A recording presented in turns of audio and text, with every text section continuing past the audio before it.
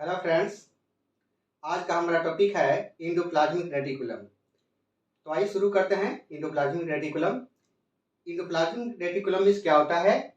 Indo means होता है inside, plasmic मतलब मीन्स होता है साइटोप्लाज्म, और रेटिकुलम मीन्स होता है नेटवर्क। यानी कि सेल के अंदर साइटोप्लाज्म में एक नेटवर्क लाइक रचना होता है जिसको इंडोप्लाज्मिक रेटिकुलम कहा जाता है।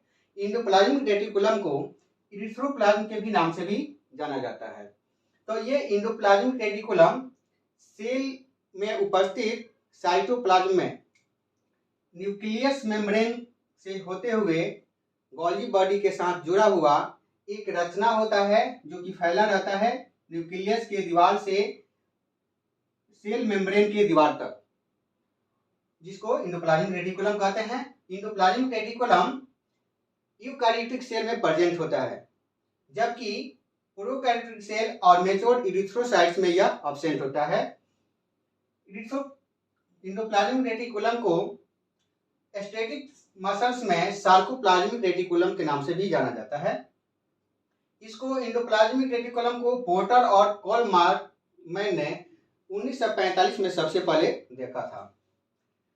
कंपोजिशन की बात करते हैं तो इंडोप्लाज्मिक रेटिकुलम दो प्रकार के कंपोजिशन से मिलकर के बने होते हैं, जैसे प्रोटीन और लिपिड्स। तो ये प्रोटीन और लिपिड से मिलकर के ये बने होते हैं, इसका कंपोजिशन होता है। अब आते हैं इसका टाइप्स के बारे में। तो इंडोप्लाज्मिक रेटिकुलम दो प्रकार के होता है। एक को कहते हैं स्मूथ इंडोप्लाज्मिक रेटिकुलम, जिसमें राइबोसोम्स नहीं रहता है। यानी कि स्मूथ इंडोप्लाज्मिक रेटिकुलम की दीवार पर कोई राइबोसोम्स नहीं होता है, जिसके चलते यह स्मूथ दिखलाई पड़ते हैं।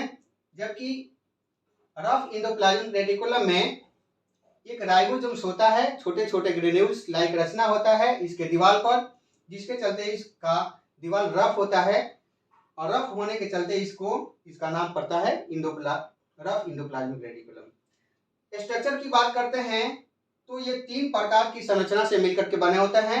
एक को कहते हैं सिस्टर्नी, दूसरे को ट्यूब्यूल्स और तीसरे को वेसाइकल्स।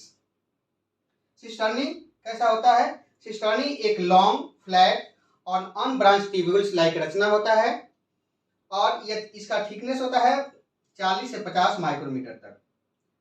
यह कहाँ रहता है? यह लीवर और पैंक्रियाटिक सेल में यह मौजूद होता है, पैंक्रियाटिक सेल में। सिस्टर्नी। ट्यूब्यूल्स की बात करते हैं तो ट्यूब्यूल्स स्मूथ, ब्रांच और ओवल शेप में होता है। इसका डायमीटर 25 से 500 माइक्रोमीटर तक इसका डायमीटर होता है। वेसाइकल्स देखते हैं। वेसाइकल्स राउंड ओवल होता है और इसका डायमीटर 25 से 500 माइक्रोमीटर तक इसका डायमीटर होता है।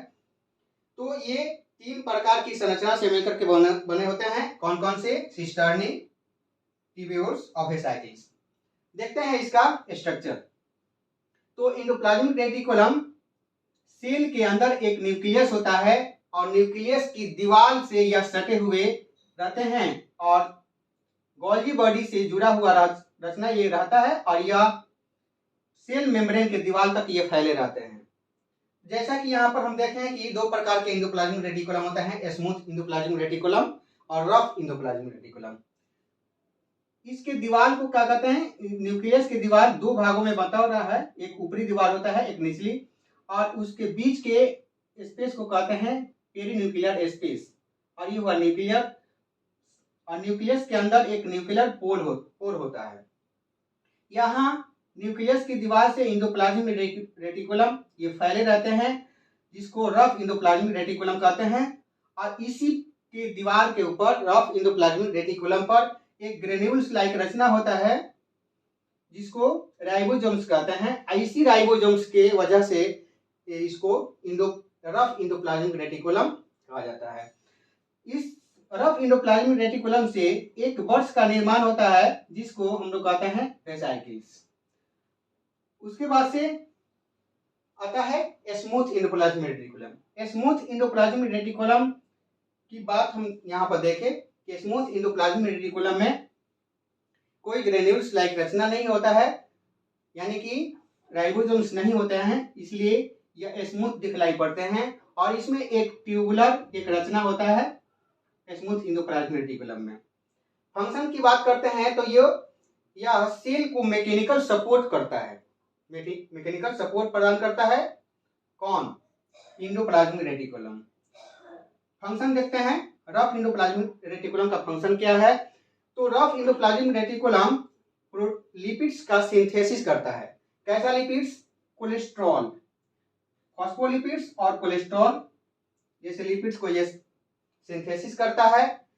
और स्मूथ एंडोप्लाज्मिक रेटिकुलम में एक डिटॉक्सिफिकेशन ऑफ ड्रग्स का डिटॉक्सिफिकेशन होता है, यानी कि पॉइजनस को OH ग्रुप के साथ जुड़ करके यह बाहर निकाल देते हैं। यानी कि सेल के अंदर जितने भी पॉइजनस कुछ होते हैं, कुछ होंगे तो उसको हाइड्रोक्सिल ग्रुप OH ग्रुप के साथ जोड़ करके उसको बाहर निकालने का यह काम करता है।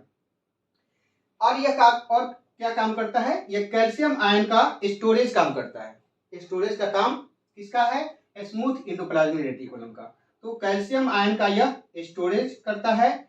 यह कैल्शियम आयन हमारे मसल्स के कंट्रेक्शन में काम आते हैं, हड्डी को मजबूत प्रदान करता है। और फिर स्मूथ एंडोप्लाज्मिक रेटिकुलम का और काम है ये हार्मोन का प्रोडक्शन करना। कैसा hormone? Steroids hormone. Steroids hormone का ये प्रोडक्शन करता है smooth endoplasmic reticulum. Rough endoplasmic reticulum की बात करते हैं तो इसका क्या फंक्शन है। Rough endoplasmic reticulum synthesis of protein का यह सिंथेसिस करता है। किसकी उपस्थिति में? यह राइबोसोम्स की उपस्थिति में। राइबोसोम्स यहाँ रहते हैं, इस राइबोसोम्स की सहायता से यह प्रोटीन का सिंथेसिस करता है। वीडियो देखने के लिए धन्यवाद। जय हिंद, जय भारत।